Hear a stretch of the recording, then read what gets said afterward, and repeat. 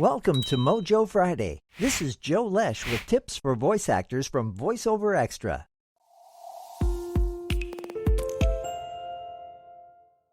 Rather than creating a niche, many new to VoiceOver fall into the Flapping Yap Trap. They claim they can do every kind of voiceover and be good at all of them. Finding your niche is the key to your success. People will talk about finding their niche as if it were something they might find between the cushions on their couch or through a scavenger hunt. Remember that smaller is bigger in voiceover.